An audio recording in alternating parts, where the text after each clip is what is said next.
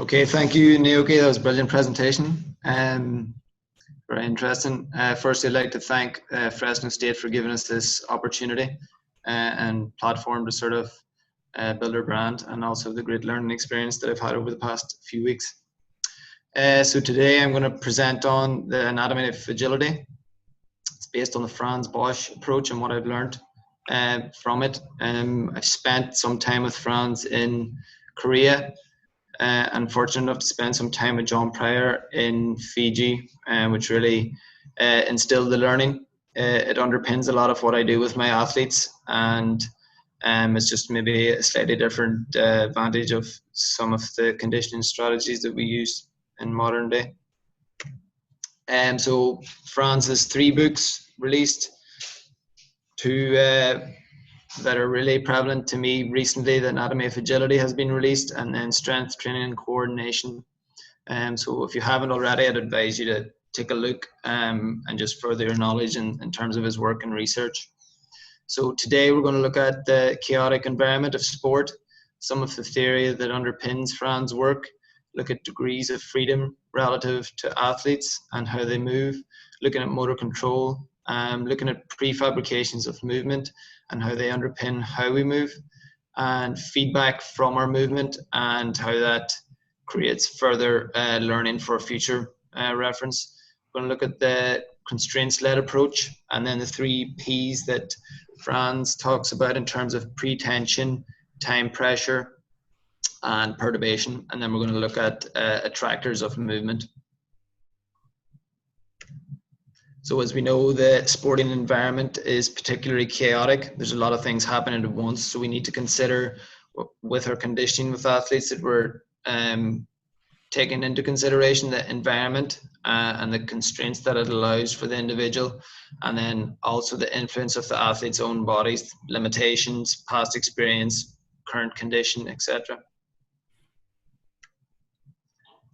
So the theory that underpins Franz's work relates to dynamic systems theory. So as we know, dynamic systems theory is dynamical. It takes into consideration the task that the individual is performing. The organism is the individual themselves and the environment that they're surrounded by. So there's a perception-action coupling, which results in a physical outcome or performance. Previous theory would suggest that there's computational theory, so it's a top-down approach that the brain is controlled, but we know it's probably more likely a combination of both, changing from task to task. So looking at degrees of freedom relative to the individual and how they move.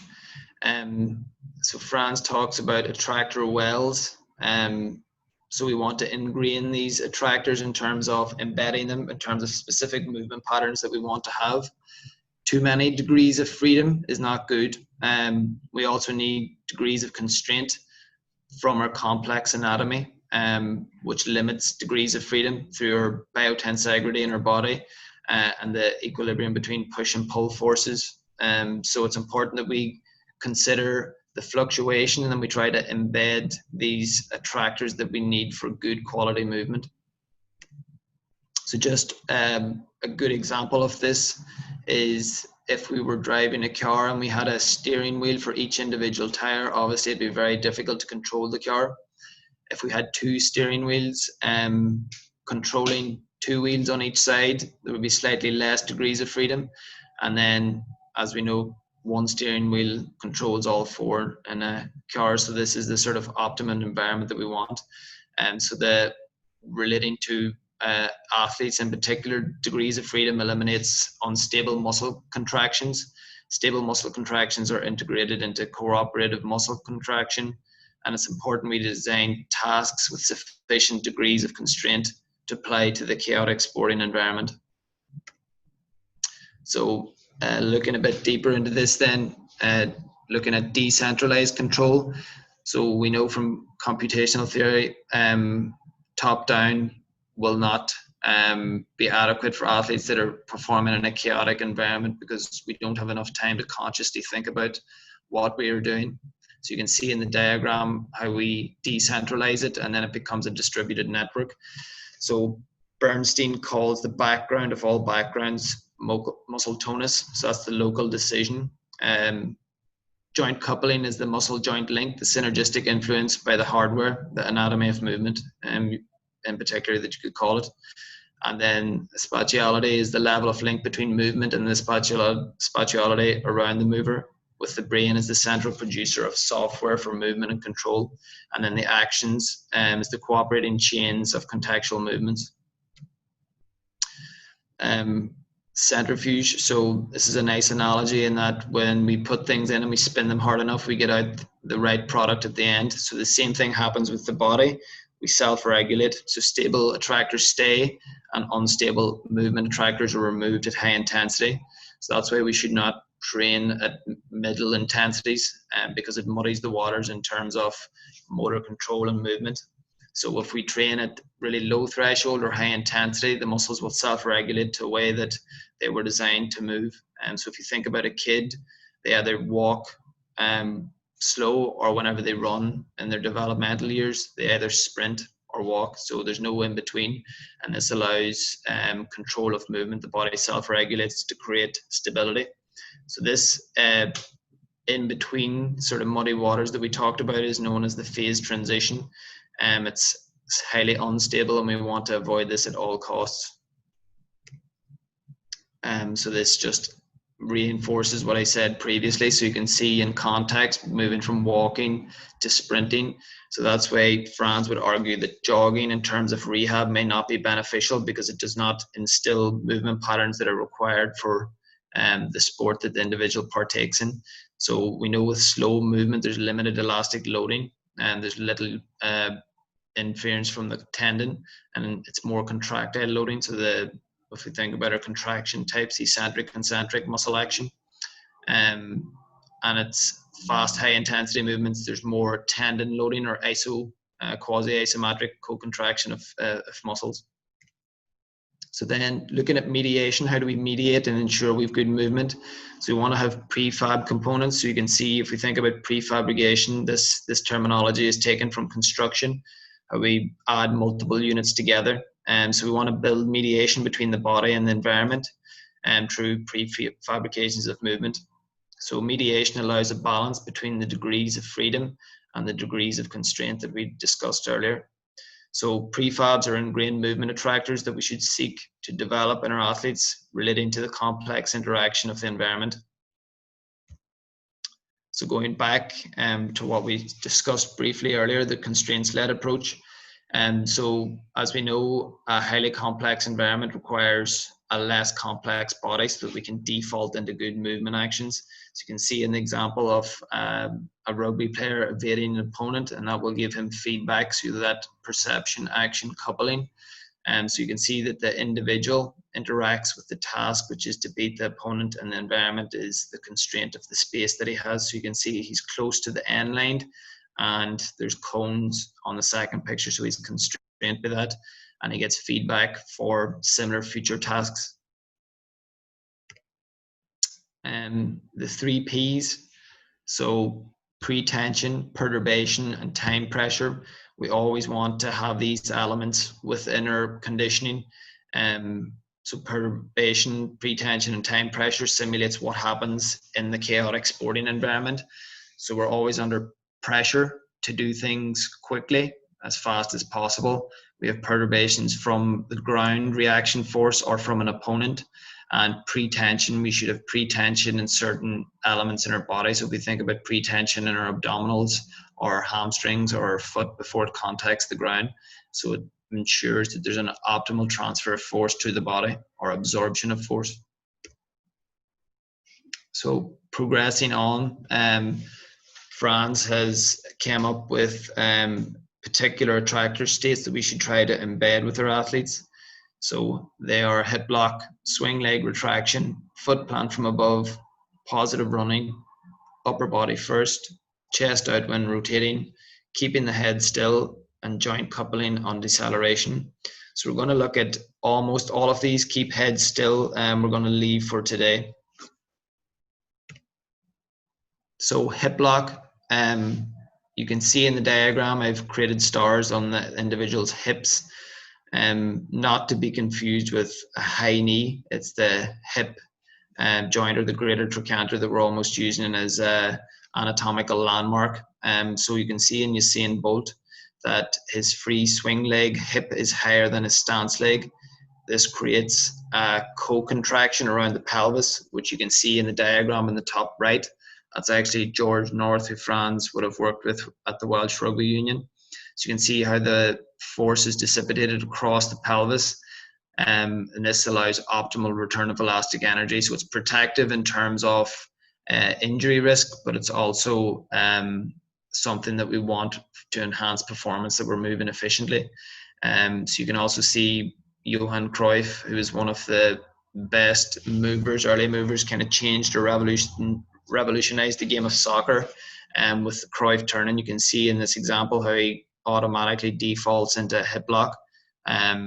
I presume he wouldn't have been trained in particular, but it was something that he instilled from his exposure. And then also one of the national sport of Ireland, Gaelic football, you can see Brian Fenton, who plays for Dublin men's senior Gaelic football team. He's one of the best movers, and you can see that he's automatically defaulting into that hip lock position. This position also allows error correction through stability.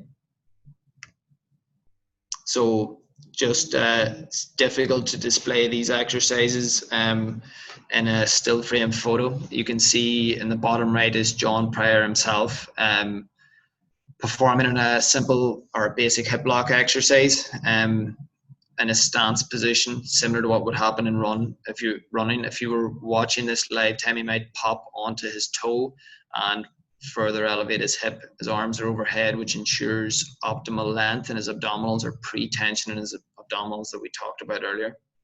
And then on the left, this is one of the players John worked with in Japan. So you can see the hurdle in front of him. And so the movement he is likely to perform is a spindle, where he steps one leg over the step, pops the opposite free stance leg onto the ground, and then attacks the wall almost as if he's accelerating into it. So there's a few different attractors at play, but it definitely focuses on a hip block element. So then moving on to swing leg retraction. As you can see, I've added the arrow on the picture of Cristiano Ronaldo and Usain Bolt, where the leg is returning back. So it's the action of drawing back the swing leg, which creates pre-tension for the stance leg. So Franz has looked a lot into research that the hamstring is actually remaining in a quasi-isometric state on sprinting, and it's actually the tendon that is lengthening rather than the muscle belly. And so he would perform a lot of isometric type exercise for the hamstrings, rehab and performance elements. So the benefit of ingraining this swing leg retraction is it repositions the foot for support underneath the hips, and it builds tension in the muscles for absorbing ground reaction force, and then it allows good ankle stiffness also. So ways of improving swing leg retraction. So you can see in the picture in the left, the athlete has stepped off the box. He's going to pop his foot on the ground and then strike that right foot up onto the box. So he's having to retract his leg to land on the box, but he's also working on a few other elements at the same time in terms of foot plant from above, which we'll discuss next. Swing leg retraction is not just for linear acceleration. You can see it in one of the Japanese rugby players again, when he's changing direction, how his left leg is retracting underneath his center of mass to plant from above to allow him to accelerate, and this allows optimal transfer of energy. So then looking at foot plant from above, you can see from Gilliam Rupp, long distance runner, how his foot will strike directly into the ground, and also on the pictures below it's highlighted with arrows of the foot striking into the ground from above in linear running and also change of direction. And so the foot plant from above, why do we want to have it? It's because it allows efficient force production. So if you think of a pogo hitting the ground, we want the pogo to strike directly from above to allow it to move forward most efficiently. If it lands at a slight angle, there will be a braking force and we're losing or dissipating energy, and that's not something that we want. So from good swing leg retraction, we want to move along the ground reaction force. That's the main element. So how do we improve foot plant from above? You can see from this depiction of a moving still frame, he's actually running up steps, which the constraint or constraint-led approach that we had discussed earlier, the constraint of the environment is that he has to strike the ground from above. And then he also has the uneven loaded barbell, which is causing perturbation through his trunk, which means he has to have pre-tension in his abdominals and throughout his system. And then on the baseball, you can see that he's working, or it may be difficult to see in the picture, but he's working on a decline. So working on a declined angle encourages the foot to strike from above, which allows him again even distribution of force, or the optimal distribution of force. Positive running. So with positive running, we look for a few elements: that there's no rotation at toe off, so no rotation at the pelvis or much through the trunk. And we want to maintain optimal length of the muscles. So we think of the abdominals, the rectus femoris, the hamstrings, gastroc. And it's important for options positions. So John Pryor talks a lot about options positions, and as the name suggests, it's the position that we get in that allows us options to move in any direction, rather than we're stuck and we have to go in a certain way. So in the pictures, you can see the line dissecting through the athlete in the middle picture, where it's going through his trunk and his back stance leg. And then if we draw a dissecting line through his free swing leg thigh, we should ideally, in a positive running state, have a positive angle whenever we measure through that. If you get a chance, in terms of the picture in the bottom right, gives a bit more detail of things that are positive in terms of running and what are negative. And so we want to avoid elongated muscles. We want to avoid rotation at the pelvis. We want to avoid reduced scissoring action, and we want to avoid the foot striking in front of the body, as we already discussed. So how do we embed positive running? So simple way, and it's probably one of the best exercises according to Franz, is running with a skipping rope. So this is something that can be embedded for kids at an early age. So you can see in this picture, slightly difficult to see the skipping rope, but they're running with the skipping rope.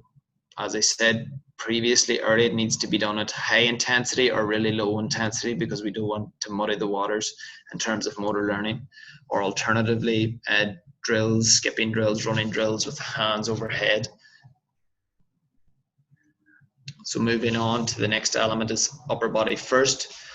So when changing direction, the upper body should lead aggressively in the direction you want to go. So you can see that in the diagram from a young Gaelic footballer back in Ireland to a soccer player in the merged photo underneath. And then in the one on top of that is a baseball player in the Netherlands.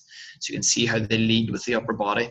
So swing leg retraction is initiated by this movement of the upper body first, as is the hip lock. So you can see how things interlink. And this builds up tension or kinetic energy, a bit like sticking a pencil inside an elastic band and wrapping it around and then letting it go. So you uncoil and can accelerate. This is difficult to show in a still picture, so I'd encourage you to go to John Pryor's website, Speed Power Play, where there's lots of good content and details of all of this information. So then another element to look at or try to instill with your athletes is when rotating, the trunk, the chest should be out. So you can see in the shot put how his chest is elevated, open, and allowing him optimal rotation. So this ensures efficiency of movement, and there's no issues with upper lower body separation. So this can be instilled by that exercise with the aqua bags. You can see Franz supervising Lee Egger here in this picture. So you can see how his chest is out while he's in an acceleration type position, similar to what we see in a lot of sport. So joint sharing, force when deceleration. So tennis players are some of the best athletes in the world, potentially because they're constrained by their environment and that they're holding a racket and they're often having to reach. So we want to distribute force over multiple joints in an efficient manner. So one simple or many simple ways of doing this is punching type exercises with plates. It encourages distribution of force from the ankle to the knee to the hip. So I'd just like to thank everyone for listening to my presentation. I'll